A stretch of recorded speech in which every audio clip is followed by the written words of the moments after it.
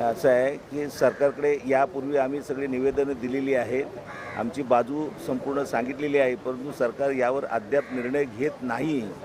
जर सरकारने निर्णय घेतला नाही तर आम्हाला शेवटी रस्त्यावर उतरण्याची वेळ येईल आणि निश्चितच एक कामगारांचा असंतोष आहे हा पेटत जाणार आहे आणि संपूर्ण महाराष्ट्रामध्ये वेगवेगळ्या जिल्ह्यामध्ये वेगवेगळ्या तालुक्यामध्ये ज्या ज्या ठिकाणी इंडस्ट्री आहेत त्या ठिकाणी हा असंतोष रस्त्यावर होणार आहे.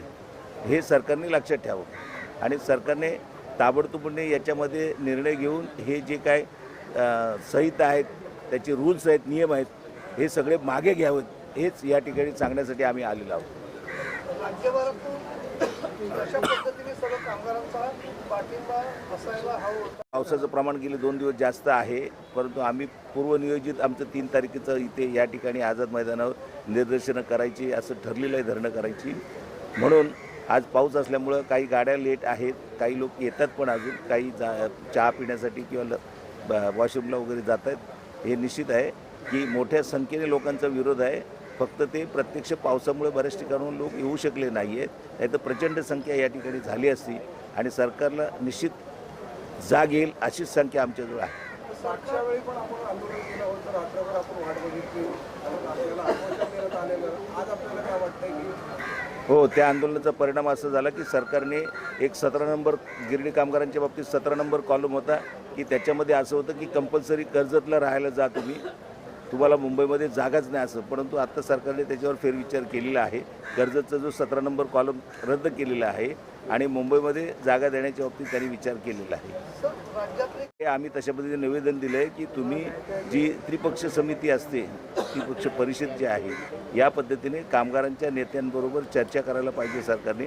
इवन मालकांचे प्रतिनिधी त्या ठिकाणी होते, सरकारचे आणि मालकांचे आणि कामगारांचे असे जर एकत्र येऊन काही चर्चा केली तर त्यातून काही चांगल्या गोष्टी घडल्या असत्या.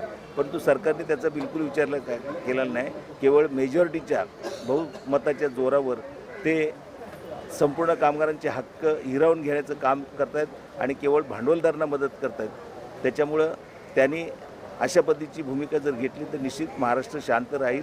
उद्योगधंदे व्यवस्थितपणे चालत आहेत, आतापर्यंत ते चालतील व्यवस्थित, नाहीतर सगळ्या ठिकाणी असंतोष होईल.